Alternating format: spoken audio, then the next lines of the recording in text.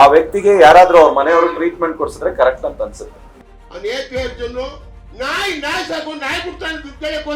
ಮುಂದೊಂದ್ ದಿನ ಏನಾದ್ರೂ ಪ್ರಾಬ್ಲಮ್ ಆಯ್ತು ಅಂತಂದ್ರೆ ನೀವೇ ಅನುಭವಿಸ್ಕೋಬೇಕಾಗುತ್ತೆ.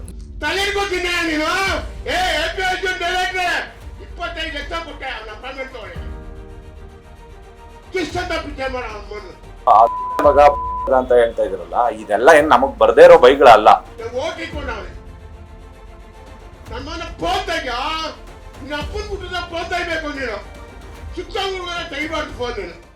ಏನಿಲ್ಲ, ಸಿಂಪಲ್ ಮ್ಯಾಟ್ರು. 2014 ಇರ್ಬೇಕು, ಅಂದ್ರೆ ನಮ್ದು ಐರಾವತ ಶೂಟಿಂಗ್ ನಡೀತಾ ಇರ್ಬೇಕಾದ್ರೆ ಹರೀಶ್ ಸರ್ ಮನೇಲಿ ಬಂದು ನಂಗೆ ನೆಕ್ಸ್ಟ್ ಸಿನಿಮಾ ಮಾಡ್ಕೊಡ್ಬೇಕು ಧ್ರುವ ಅವ್ರ ಜೊತೆಲಿ ಅಂತ ಅಂದ್ಬಿಟ್ಟು ಒಂದು ಅಡ್ವಾನ್ಸ್ ಕೊಡ್ತಾರೆ. ಎಷ್ಟು 22.5 ಲಕ್ಷ ಏನೋ. ಅದಾದ್ಮೇಲೆ ಐರಾವತ ಮುಗಿದಾದ್ಮೇಲೆ ಅವ್ರಿಗೆ ನಾನೇ ಕಾಲ್ ಮಾಡ್ತೀನಿ, ಸಿನಿಮಾ ಮುಗ್ದಿದೆ ಇವಾಗ ಶುರು ಮಾಡೋಣ ಅಂತ ಅಂದ್ಬಿಟ್ಟು, ಓಕೆ ನೀವು ಎಲ್ಲ ಕತೆ ಎಲ್ಲಾನು ರೆಡಿ ಮಾಡ್ಕೊಳ್ಳಿ ಡೈರೆಕ್ಟ್ರೆ, ಮಾಡೋಣ ಅಂತ ಅಂದ್ಬಿಟ್ಟು, ಸರಿ ನನ್ನ ಆಫೀಸಲ್ಲಿ ಒಂದು 22 ಮೆಂಬರ್ಸ್ ನಮ್ದೆಲ್ಲ ನಮ್ಮ ಟೀಮ್ಗೆಲ್ಲ ಇಟ್ಕೊಂಡು ಒಂದು 8-9 ತಿಂಗಳು ಕೆಲಸ ಮಾಡ್ತೀವಿ. ಎಲ್ಲ ರೆಡಿ ಆಗುತ್ತೆ. ರೆಡಿ ಆದ್ಮೇಲೆ ಅವ್ರ ಕಡೆಯಿಂದ ಹೀರೋ ಡೇಟ್ಸ್, ಅಂದ್ರೆ ಈಗ ಪ್ರೊಡ್ಯೂಸರ್ ಆದವರು ಅವ್ರ ಕಡೆಯಿಂದ ನಮ್ ಕೆಲಸ ಏನಿರುತ್ತೆ, ಕತೆ ಬರೆಯೋದು, ಡೈರೆಕ್ಷನ್ ಮಾಡೋದು ಅದೇ ಇರುತ್ತೆ. ಪ್ರೊಡ್ಯೂಸರ್ ಆದವರು ಡೇಟ್ಸ್ ಗಳನ್ನ ತಗೊಂಡ್ಬರ್ಬೇಕು. ಅವ್ರ ಕಡೆಯಿಂದ ಅದನ್ನ ತರಕ್ ಆಗ್ಲಿಲ್ಲ. 1 ವರ್ಷ 8-9 ತಿಂಗಳಾಯ್ತು, ತಿರ್ಗಾ 1 ವರ್ಷ ಆಯ್ತು, 1.5 ವರ್ಷ ಆಯ್ತು. 1.5 ವರ್ಷದವರೆಗೂ ಬರ್ತೀನಿ ಅಂತ ಅನ್ಕೊಂಡು ಒಂದ್ 15 ದಿನ, 1 ತಿಂಗಳು ಈ ತರ ಕಾಯಿಸ್ಕೊಂಡು 1 ವರ್ಷ 4 ತಿಂಗಳು ನಾವ್ ವೆಯ್ಟ್ ಮಾಡಿದೀವಿ ಅವ್ರಿಗೋಸ್ಕರ. ಯಾವ್ದು ಐರಾವತ ಆದ್ಮೇಲೆ. ಅದಾದ್ಮೇಲೆ ಆ ವ್ಯಕ್ತಿ ಕೇಳಿದಾಗ, ಇಲ್ಲ ನೀವ್ ಯಾವ್ದಾದ್ರು ಬೇರೆ ಸಿನಿಮಾ ಮಾಡ್ಕೊಳ್ಳಿ, ಈಗ ಸದ್ಯಕ್ಕೆ ನಾನು ಮಾಡಲ್ಲ ಅಂತ ಅನ್ಬಿಟ್ಟು ಅಂದ್ರು. ಈ 1 ವರ್ಷ 4 ತಿಂಗಳಾದ್ಮೇಲೆ ನಾನು ಕಿಸ್ ಶುರು ಮಾಡ್ತೀನಿ, ಕಿಸ್ ಸಿನಿಮಾ. ಇದೆಲ್ಲ ಆಗಿ ಕರೋನಾ ಟೈಮಲ್ಲಿ ನನ್ನ ಹತ್ರ ಬಂದು, ಇಲ್ಲ ನನಗೆ ತುಂಬಾ ಪ್ರಾಬ್ಲಮ್ ಇದೆ, ನನಗೆ ದುಡ್ಡು ಬೇಕು ಅಂತ ಅಂದ್ಬಿಟ್ಟು ಕೇಳಿದಾಗ ಹತ್ತತ್ರ 8.5 ಲಕ್ಷನೋ 9 ಲಕ್ಷನೋ ಬ್ಯಾಂಕಲ್ಲಿ ಟ್ರಾನ್ಸ್ಫರ್ ಮಾಡ್ಬಿಟ್ಟು ಮಿಕ್ಕಿದ್ದ ದುಡ್ಡನ್ನ ಆಫೀಸ್ ಖರ್ಚಿಗೆ ಯಾವ್ದಕ್ಕೂ, ಹುಡುಗರುಗಳಿಗಾಗ್ಲಿ ಅಸ್ಟೆಂಡರ್ಗಳಿಗಾಗ್ಲಿ ಯಾವ್ದಕ್ಕೂ ದುಡ್ಡು ಕೊಟ್ಟಿರಲ್ಲ. ಅವ್ರಿಗೆಲ್ಲ ನನ್ನ ಸಿನಿಮಾನೇ ಮಾಡಿಲ್ವಲ್ಲ, ಯಾಕೆ ಕೊಡ್ಬೇಕಂತ ಎಲ್ಲಾರ್ಗು ನಾನ್ ಪೇ ಮಾಡಿದ್ದೆ ಅಮೌಂಟ್ ನ. ಆ ಪೇ ಮಾಡಿದ್ದ ಅಮೌಂಟ್ ಏನಿತ್ತು ಆ ಅಮೌಂಟ್ ನ ಡಿಡಕ್ಟ್ ಮಾಡಿ 8.5 lakhs 9 lakhs rupees ಅವ್ರಿಗೆ ವಾಪಸ್ ಕೊಟ್ಟಿರ್ತೀನಿ. ಇದಾದ್ಮೇಲೆ ಕರೋನಾ ಮುಗ್ದಾದ್ಮೇಲೆ, ಇಲ್ಲ ನನಗ್ ಕಷ್ಟ ಇದೆ, ಪ್ರತಿ ತಿಂಗಳು ಬರೋದು, ನನ್ಗೆ ಅಪಾರ್ಟ್ಮೆಂಟ್ಗೆ ಬಾಡಿಗೆ ಕಟ್ಬೇಕು, 50,000 ಕೊಡಿ, ಇದಕ್ಕೂ ಬಟ್ಟಬೇಕು 1 ಲಕ್ಷ ಕೊಡಿ, ಅದ್ ಕೊಡಿ, ಇಲ್ಲ ನನಗೆ ದುಡ್ಡು ಬೇಕಂತ ಬಂದು ಮನೆ ಹತ್ರ ಹೋಗಿ, ಮನೆ ಹತ್ರ ಅಂದ್ರೆ ನನ್ನ ಆಫೀಸಲ್ಲಿ ಬಂದು ಕುತ್ಕೊಳ್ಳೋರು. ಅವಾಗ್ಲೂ ಕೂಡ ಒಂದು 50,000 1 ಲಕ್ಷ ಈ ತರದನ್ನು ಕೊಟ್ಟಿದ್ದೀನಿ. ಇದಾದ್ಮೇಲೆ ತುಂಬಾ ಟಾರ್ಚರ್ ಮಾಡಕ್ ಶುರು ಮಾಡಿದ್ರು. ಇಲ್ಲ ಅಣ್ಣ, ನಾವು ಸಿನಿಮಾ ಮಾಡ್ಬೇಕಾದ್ರೆ ಇಷ್ಟೆಲ್ಲ ಖರ್ಚಾಗಿದೆ, ಅದನ್ನ ನಿಮ್ಗೆ ಹೇಳೇ ಕೊಟ್ಟಿದ್ದಿನ ಒಪ್ಕೊಂಡು ಹೋದ್ರು. ಬಟ್ ಅದಾದ್ಮೇಲೆ ಯಾರೋ ಒಂದಿಬ್ರನ್ನ ಕರ್ಕೊಂಬರೋರು, ಆಫೀಸ್ ಹತ್ರ ಬಂದು ಇದು ಮಾಡೋರು. ಆಫೀಸ್ ಹತ್ರ ಬಂದೆಲ್ಲ ನ್ಯೂಸೆನ್ಸ್ ಮಾಡಬೇಡಿ, ನೀವು ಈ ತರದ್ದೆಲ್ಲ ಚೆನ್ನಾಗಿರಲ್ಲ, ನೀವೇನ್ ಕೊಟ್ಟಿದ್ರಿ, ನಿಮ್ದು ಏನೇನಿತ್ತು ಎಲ್ಲಾನು ಲೆಕ್ಕ ಹಾಕಿ ಕೊಟ್ಟಿದ್ದೀನಿ ಅಂತ ಹೇಳಿ ಒಂದಿನ ಕಳ್ಸಾದ್ಮೇಲೆ ಫೋನ್ ಮಾಡಕ್ ಶುರು ಮಾಡೋರು. ನಾನ್ ಶೂಟಿಂಗ್ ಅಲ್ಲಿ ಇರ್ತಾ ಇದ್ದೆ, ಇನ್ನೊಂದ್ ಕಡೆ ಇರ್ತಾ ಇದ್ದೆ, ನಾನು ಫೋನ್ ತೆಗಿತಾ ಇರ್ಲಿಲ್ಲ. ಅದಾದ್ಮೇಲೆ ನೆನ್ನೆನೆ ಈ ವಿಚಾರ ಬಂದಿದ್ದು. ಆಕ್ಚುಲಿ ನಾನು 3 days ಆಗಿತ್ತು ವಾರಣಾಸಿ ಲಕ್ಷ್ಮೀಪುತ್ರ ಶೂಟಿಂಗ್ ಹೋಗಿ, ಇವತ್ತು ಮಾರ್ನಿಂಗ್ ಬಂದಿರೋದು. ಅದಕ್ಕೆ ಬಂದು ಮೀಡಿಯಾ ಮುಂದೆ ಹೇಳ್ತಾ ಇದ್ವಿ. ಇದು ನಡೆದಿರೋ ವಿಚಾರ. ನನಗೂ ಅವ್ರಿಗೂ ಯಾವ್ದೇ ತರದ ಯಾವ್ದೋ ಅಪಾರ್ಟ್ಮೆಂಟ್ ತಗೊಳಕ್ ದುಡ್ಡು ಕೊಟ್ಟೆ ಅಂತ ಹೇಳಿದಾರೆ.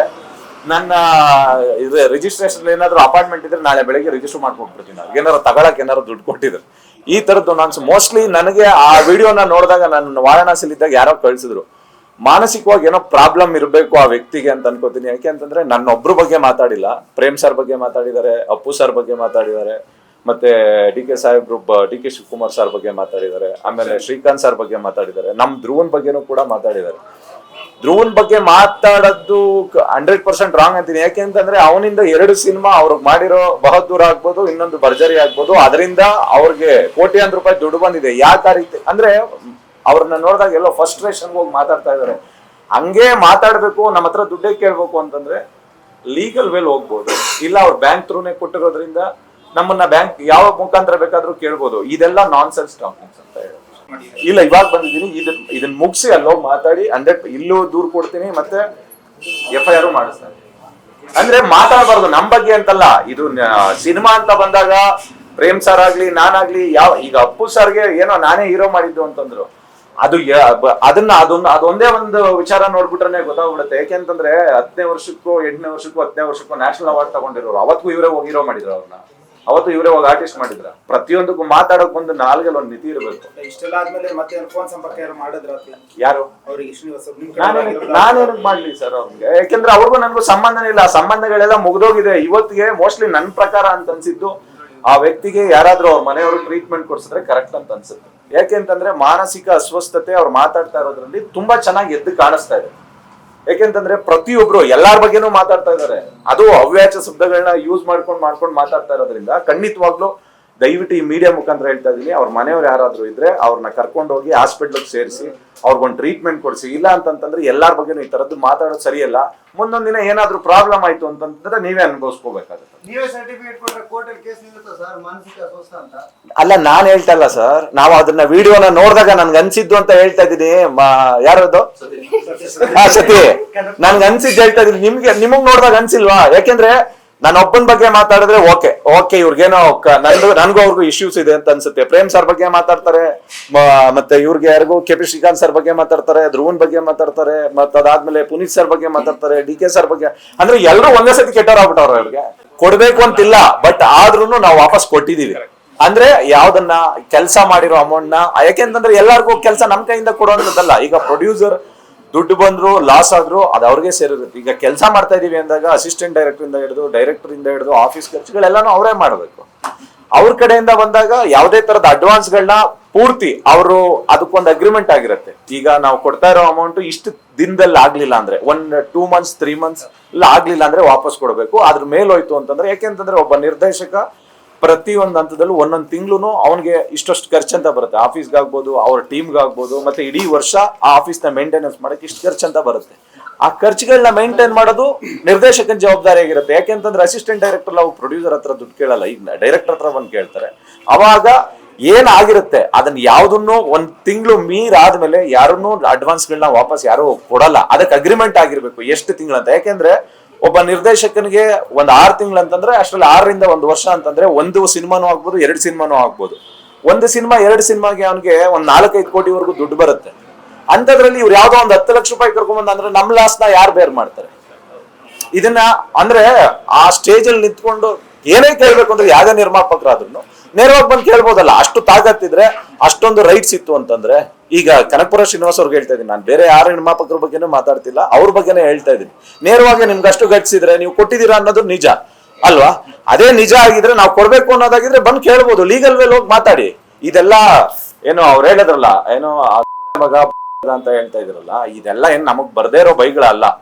ಯಾಕೆಂತಂದ್ರೆ ಮಂಡ್ಯದಲ್ಲಿ ಹುಟ್ಟಿರೋರು, ಇದಕ್ಕೆಲ್ಲ ಮಾತೃಭೂಮಿ ಅದು.